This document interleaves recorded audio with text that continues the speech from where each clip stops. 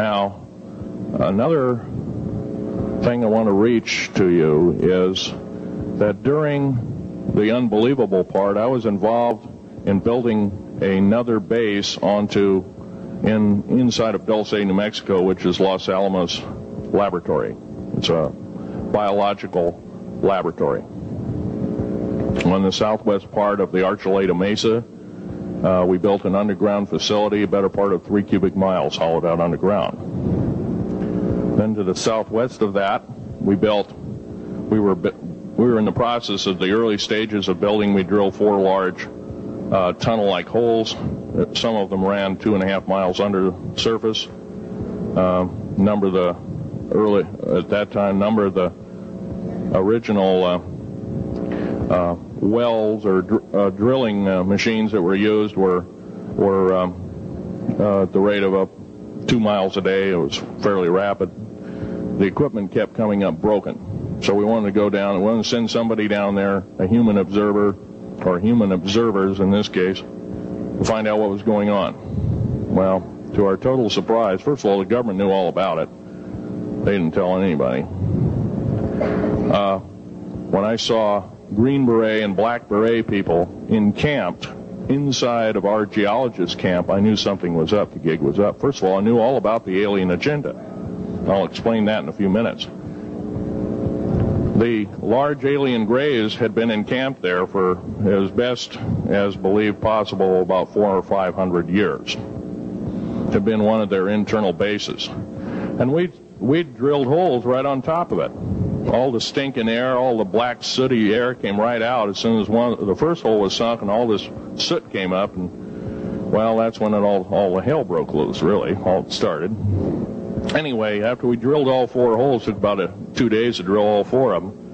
And when you build an underground base, you drill 4 basic holes, and then you build called stopes or cross-member holes across, and then you use blasting equipment, special blasting equipment by the analyzation of the rock formation, and you literally blast out or tunnel out or deflagrate or melt rock out to build the large rooms that are required for this underground base.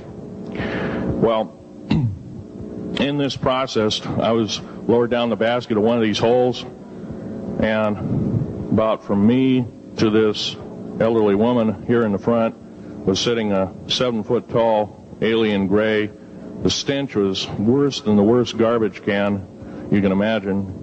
The person or the entity was absolutely horrible. I didn't waste any time. I reached for my pistol. At that time, as an engineer, I didn't have time to carry all the folderol of one of these big submachine guns that all the sea spray and the yellow fruit and all the outer perimeter and inner perimeter security people carried. I carried a little Walther PPK pistol with a 9-shot clip. This was in late August of 1979. Now, you got a regular suit of clothes, you got a regular clothes on, plus you're in almost like a spacesuit environment, and you're reaching for a gun. It's not the easiest thing to do, and then to pop a clip in it and start shooting.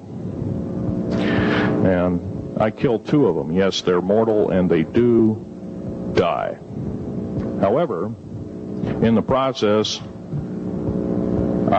one of them did this. All I remember is that he just kind of waved his hand in front of his chest, and the next thing I know, this blue beam hit me and just literally opened me up like a fish, and burnt my fingers right off of me. And it was some form of electrical force, because the kind of like being hit by a lightning bolt burned all my toenails off of me. Completely crispy crittered my left foot, burnt the shoe right off of me.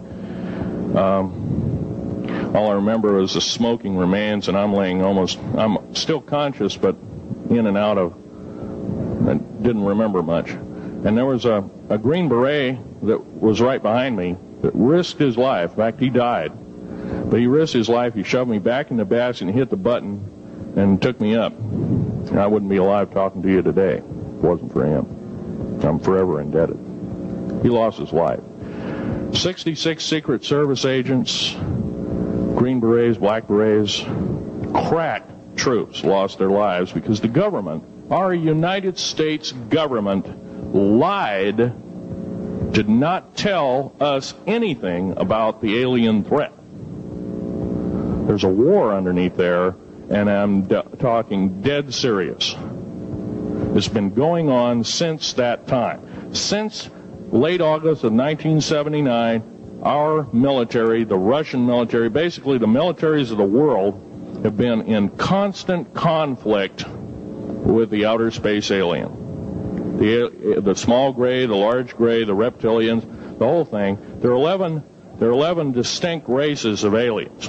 2 are benevolent. 1 had to leave here in a hurry because their world is under attack, both on the surface as well as underground there, the Pleiadians. They're familiar, maybe some of you are familiar with that. Would some of you raise your hands who've heard of Billy Meyer and some of the, very good, about half the group.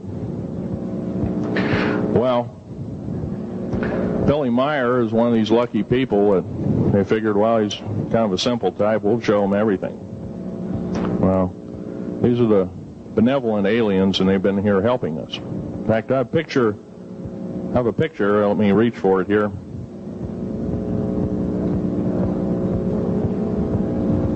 I have a picture of one of the aliens been working for the United States Pentagon for the last 58 years. His name is Val Valiant Thor. He's right here.